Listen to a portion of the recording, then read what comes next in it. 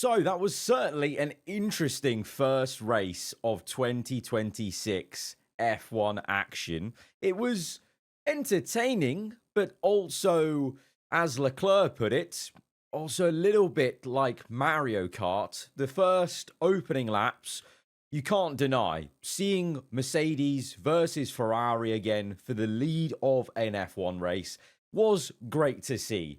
The nature of the passing, it looked like a Truman Show. It almost didn't look real to me watching it. Now that could have been the lack of sleep, as I decided just to stay up to watch the race, having been out the night before. But it was this spirit of F1 has maybe departed a little bit, but the racing still may be entertaining. Does that make sense? Like, I think to a casual fan who just turns up to to watch the race, doesn't know about the engine, doesn't know about the battery, doesn't know anything about aero or whatever. They just want to see car go past car, and they would have found that entertaining. It's, almost like battery gimmick AI slop sort of racing in a way.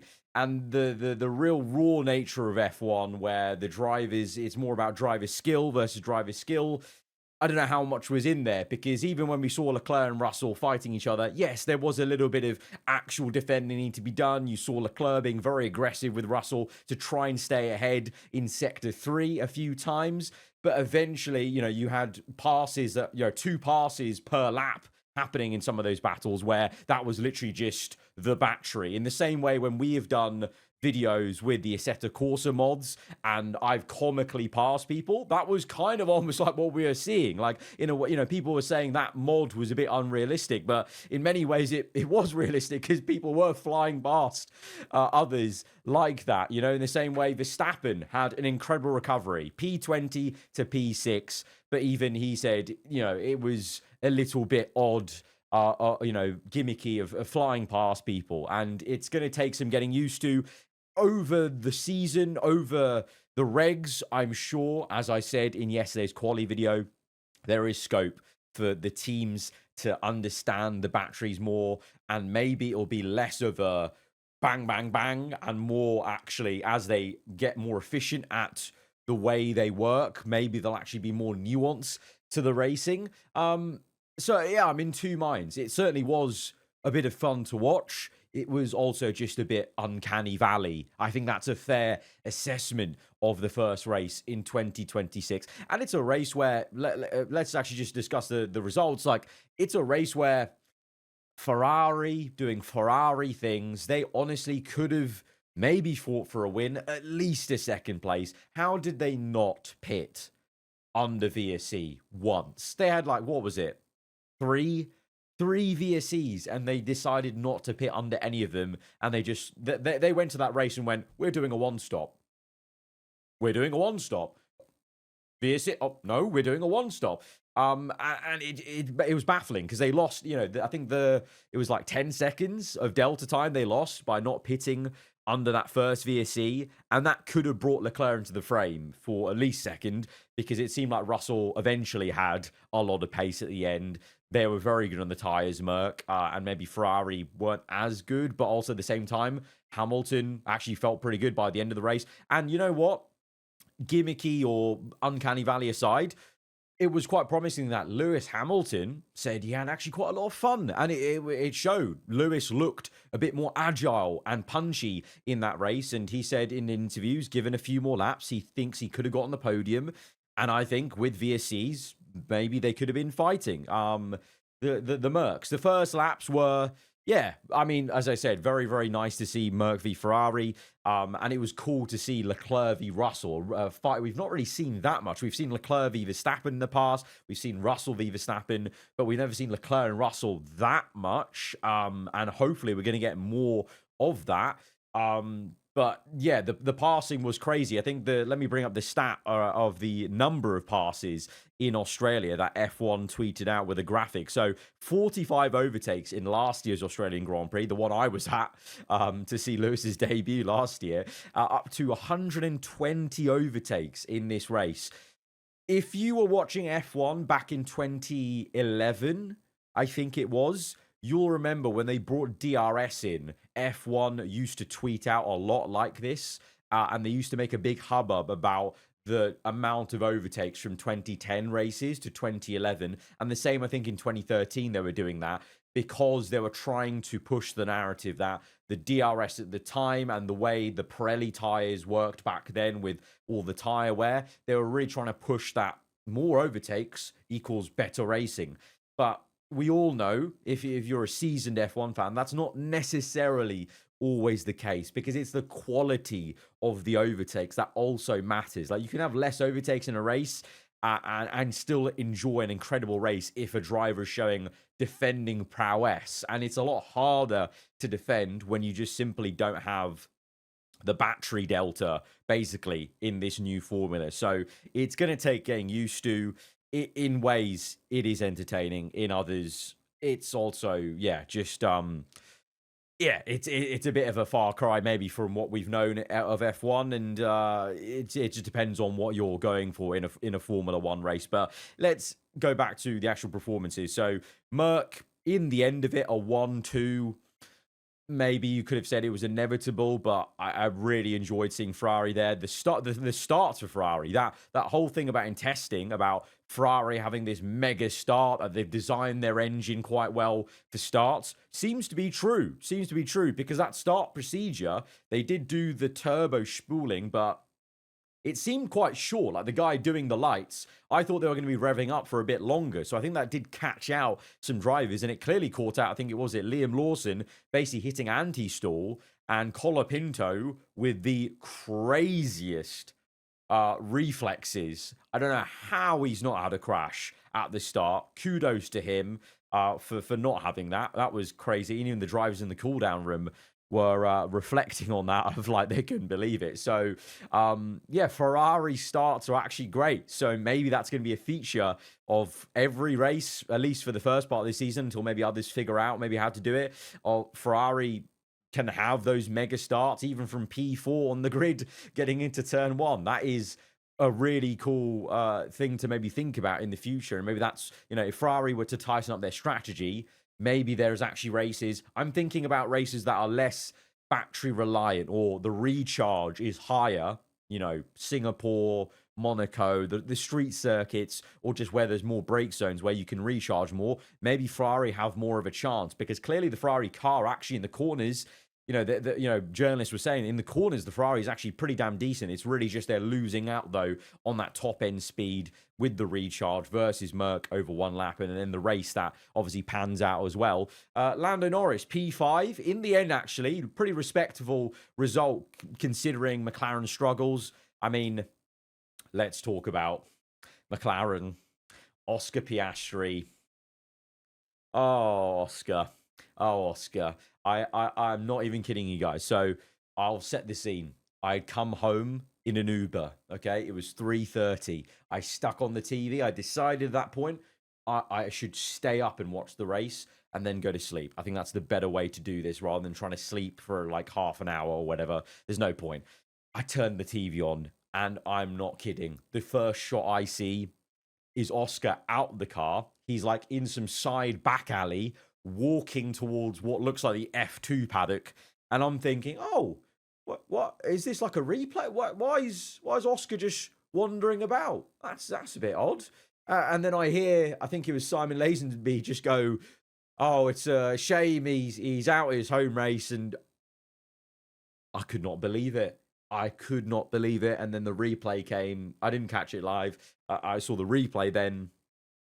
I don't know. Was it driver error? It's like they were analyzing it on Sky and saying that he seemed to have some deployment issues out the pit lane, because he was saying to his engineers, oh, there's no full power out of turn 2, I think it was. And then maybe the power kicked in, but he wasn't ready for it on that left-hander. That left-hander in race conditions is pretty nasty for traction. That curb is pretty nasty on the exit as well. Maybe there was a spike in torque, but also maybe he wasn't ready for the torque, and then it was just him doing the throttle. But either way, there may be some gremlins there, but also just, you can also say a bit of driver error as well, half and half. I mean, it's a long season, Oscar, and let's be real. I don't think McLaren are going to be. I don't think McLaren are going to be fighting for the championship. Maybe they'll prove me wrong because they've had some insane development in the last 3-4 years. They've shown that they can really improve a car now with the infrastructure, the engineers they've got. But my gut feeling is that McLaren won't be fighting for the championship. Really, might be fighting for some wins here and there. I hope. But so it's not the end of the world for Oscar. This will be a blip in the season of, oh, it's a season where McLaren are trying to find their footing again in these new regs. And I think the focus will be on Merc. The focus will be on hopefully Ferrari, hopefully maybe Red Bull and Max, because clearly I think Max, if he had started in third, let's say, because if he qualified, he probably would have qualified third. I think Max could have been a factor in that race as well, coming through in the way he did. It was a very impressive drive for him. He's even if he impressed it, even if he impressed his team, Max still wasn't that that impressed with the racing, it seems. But nonetheless, Max, like I said in yesterday's video, will drive the wheels off anything still. So yeah, McLaren. Yeah, still respectable for Lando, and I think the last 10 laps were pretty good. I think he was banging in some good laps eventually to keep Max behind, because I actually assumed it was going to be a one and done, that Max pit at the end and would have re-overtaken Lando with the extra tyre wear pace. But no, Lando did really well in the last couple of laps. Merc, we didn't see much of them at the end of the race. One assumes they just had some really great pace on that tyre, and fair play to them, actually. They were planning a 2-stop and then went on for that long stint on the hards. Kimi said it was brave, and they made it work. So fair play. I'm hoping that there's going to be more fighting like that in China, in Japan, and races to come. Ollie Behrman, P7, under the radar for Haas. Obviously, Haas were not in the top 10 in quali. And I said this in the quali video, that everyone was saying they were going to be the dark horse favourites for top of the midfield, and we didn't see that over one lap pace, but maybe they just need to dial in that car over one lap, because race pace wise, both Ocon and Behrman were making some good moves, but Behrman really, really solid P7. That's a fantastic start for him, for his season, and building on his second year in Formula One. Arvid Lindblad, P8. Rookie debut. What a debut that is. That is so, so good. At one point, he was like, P4? He had an electric start. Really, really good start. And defended Max for a little bit, which was really good to see. Punchy with a 4-time world champion who's your senior in the Red Bull family. I think there was some good, little, glimpses of maybe what kind of driver we're going to see, and hopefully developing into an aggressive, punchy, confident young man in an RB. Really, really class stuff. Obviously, new regulation set. In a weird way, there's some discourse about being a rookie in this era. Could be, he has no yardstick of what F1 was like before. So in a way, that could be to his advantage if this is all he knows of how F1 is, basically. So maybe this is, I hope I'm not going to jinx it, of sign of things to come, of maybe consistently doing quite well, actually, because this is all he knows. And so he's adapting maybe quicker than other drivers who have been here for a bit longer, or were just in last year and got used to last year. Now they have to switch over. But speaking of drivers that were here last year and then into this one, Gabriel Bortoleto, another big GGs and congratulations. Audi, first points in Formula One. I did not think that was going to be the case. I didn't know where the Audi engine was going to stack up. The car, obviously, the very unorthodox side pod configuration with a weird kind of no pod to full pod situation. Car's actually got a bit of pace about it. Obviously, unfortunately for Hulkenberg, didn't even start the race, I think it was. So that's unfortunate. Clearly some engine gremlins to still work out there on one side of the garage. And to be fair, Bortoleto had his share in quali by stopping after his lap. But that was really, really solid for Audi. And a brand new brand in F1. You can't knock it. And then Pierre Gasly, P10, Alpine. I took the piss out of them yesterday. Did they even have a Merc engine with the qualifying? But okay, fair enough. I didn't even see. I don't know about you guys. I didn't even see Gasly most of the race. We were focused on the top end of the grid, but the race direction was a bit. Side note: the race direction was a bit hit and miss in that race. I feel we were missing a bit of action in the midfield. I feel, and also a lack of radios, because it's come out like I think the Mario Kart line from Leclerc wasn't broadcast, I don't think. And there were a lot of radios that I'm seeing online that weren't broadcast on the TV direction, whether that's FIA and FOM wanting to get ahead of the conversation of if there's any negativity about the race and the regulations, they didn't want to broadcast that, or it's also, I saw online, maybe feedback after drivers themselves were saying last year, can you stop broadcasting us getting so angry because it's just our adrenaline and it looks bad on us, sort of thing. So I don't know there, but it could have just been the race direction, which was the actual TV direction was a little bit odd at times of not catching up with anything. I suppose going to over 100 overtakes, maybe you just can't catch everything in that sort of way. But Alpine P10, I mean, I think they'd be pretty damn ecstatic with that after the qualifying they had, essentially. So a very topsy-turvy top 10, a very topsy-turvy race, especially in the first half of the race. The second half definitely settled down into more of a rhythm with the spacing out as well, and then some of the tyre wear was kicking in. You know, we're seeing a lot of graining on the hard tyre, which I said in quali, we've been talking so much about battery deployment, and we weren't talking about tyres, and tyres were clearly also a factor in that race in terms of Max said the hard was horrendous for him. They went on two hards, one at the start, one at the end, I think it was, wasn't it? And that's why he couldn't even catch Lando, because he just felt it wasn't the right tyre to maybe catch Lando as well. But then vice versa, the Mercs did pretty well to manage their hard tyres. So that's going to be going to China, which usually is quite a front limited circuit, correct me if I'm wrong. So that's a very different kettle of fish when it comes to the tyres, more on the front end than the rear. But then you have the long straight where Russell said post that they're probably going to use the battery on that straight and not really around the rest of the lap because the straight's so long. So unlike in Australia, maybe we won't be seeing two passes on one lap when they're fighting for, you know, the positions, because they're having to save it just for the one straight. So it'll maybe end up being more like how DRS was, where they're just making that pass on the straight in China, and China typically is very hard to overtake anywhere else apart from that back straight to the hairpin and maybe turn one if you have a good runoff. And so I think that might be a bit more like traditional F1 next race, where the passes only happen there, whereas in Australia we were seeing them happen like everywhere. Like there was a, you know, straight line mode and then a bit of battery, especially in the into the high speed chicane. But yeah, it was entertaining. But it's debatable about what like the style of entertainment. It's not exactly maybe thoroughbred F1, but I'm sure a lot of casuals will enjoy it. But it's the amount I'm saying and the amount we're all talking about battery and deployment. It's yeah, we might have fun. I'm gonna have, you know, we might have fun watching these races this year. You know, especially Ferrari and Merc swap like that all the time, or whatever.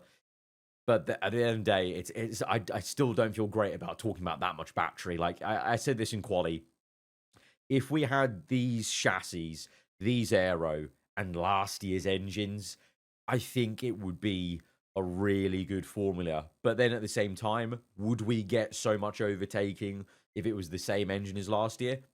We'll never know. We'll never know. We'll never know how much of the side-by-side moments into some of the corners or like the nimbleness would have, you know, is a factor of just like the car itself versus the battery, the discrepancy of allowing people to boost away and make that overtake. So we won't really know that, and we can't really dwell on that much. But yeah, let me know in the comments below what you make of it, because I'm seeing, you know, I've seen a fair few people just go, oh, that was actually surprisingly really, really entertaining, or, you know, like, oh, the deployment propaganda or whatever has worked on me, I'm sold. And then vice versa, others saying kind of what I've said of it was fun, but also not really F1, and then others just not liking it and being grumpy. So I'd be curious to see what you guys make of it in the comments below, because obviously after quali, the comments were very up and down. I was up and down in quali, but in the end of it, I actually enjoyed staying up for that race. It was worth it in the end. I posted like a short form video being like, I'm staying up for this. This better be worthwhile. And it was. It definitely was at the start for sure. Just quickly running through outside the top 10. So we had obviously Ocon, Albon, Lawson, Colapinto, Sainz, Perez, Stroll, Alonso, Bottas, Hadjar, Piastri, Hulkenberg all out. The fact that in the end of it, then Lance Stroll 15 laps down, classed as making it through to the end, and did 43 laps. At least they got some data for Aston Martin Honda. Alonso, lap 1 was up to P10. I was like, am I reading that right? So Alonso got an insane start. So compared to how glum things were looking for Aston Honda, there's actually maybe some things to work with in terms of some promising things there. Bottas with the retirement, Hajar as well. That's actually, I kind of, obviously not great for Hajar and Bottas individually, but I like the fact that there were some engine reliability issues because it looked like, oh, are they all bulletproof in testing? It's good to see that there is actually still a chance for a little bit of unreliability in a new regulation change. That's a bit of the fun of it. It's a bit of a unknown and a potluck situation with the reliability, and always made races more interesting where you knew that, oh, that could be a factor. You just never know, and it blindsides you. It is the way it did with Hajar, because Hajar had a decent enough first stint, but clearly the engine was already lacking a bit because he was complaining of no pace, and then eventually his engine popped, so that was probably why the lack of pace was there. But that sort of jeopardy is I think needed in Formula One, because we had too much reliability basically at the end of the last era. Ocon could have made it into the top 10. I think he was quite close to Gasly, wasn't it? So it could have been a 2 points finish for Haas. Albon P12 in the end. After the weekend Williams have had, I feel like that's actually okay enough. Sainz P15, after the lack of running he had to get 56 laps under the belt, probably just good data basically for them, because Williams were on the back foot anyway from missing the shakedown, and clearly it did affect them, and then they had issues with Sainz all weekend. So I think for them, just good data basically, and Albon to be probably a bit higher than they maybe expected, I think, is pretty good. Colapinto 14th. Obviously, we talked about his insane start, and then in the end, I think had a penalty or something like that, and fell away a little bit. And then Perez, obviously, as I've said, the Cadillac car, there's no point really delving too much into it. They just need to get laps, get understanding, get into the factory, make upgrades, and it's the start of a long journey for the American team. But I hope that they can make some progress. Let's hope by the end of the season, they're not 3 laps down and that they're only 2 laps down or 1 lap down, basically. So in the end of it, I'm not clinically depressed after watching the first race of 2026. I am somewhat entertained. I'm just questioning that entertainment factor. I think that's the overriding thing, basically. But this is the regulation we have. Nothing's going to change very soon. So we better all get used to it in terms of, not obviously, I'm not saying accept it. We can still criticize the way it is. But I think we can work with this in terms of, I can find some entertainment in it. And I hope you guys can as well. But like I said, let me know. But the first race of 2026, Russell wins it. How many wins are we going to see Russell have this season? Kimi was 2.9 off George at the end. I said this in quali.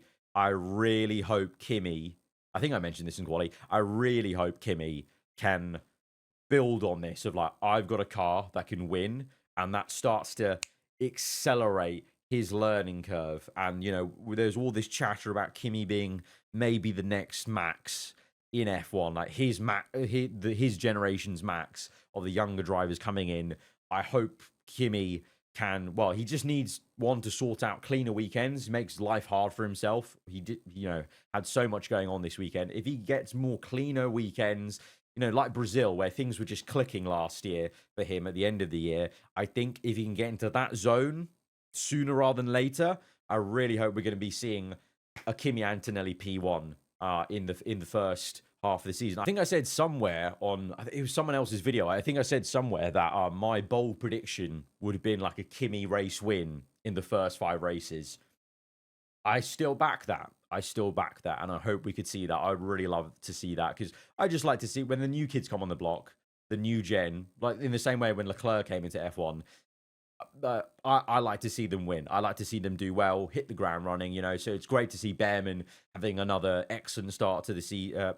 So it's great to see Behrman having an excellent start to the season in that regard. Bortoleto as well. Lindblad as the actual only rookie in the season. And then, Kimi. It's great to see new gen coming in. But then also those familiar names that we were, you know, a couple of years ago. They were the new gen of Leclerc and Russell. It's great to see them now going toe to toe, and hopefully we see more of it. Guys, if you have enjoyed this video, be sure to hit the like button. I'll catch you guys around. Goodbye.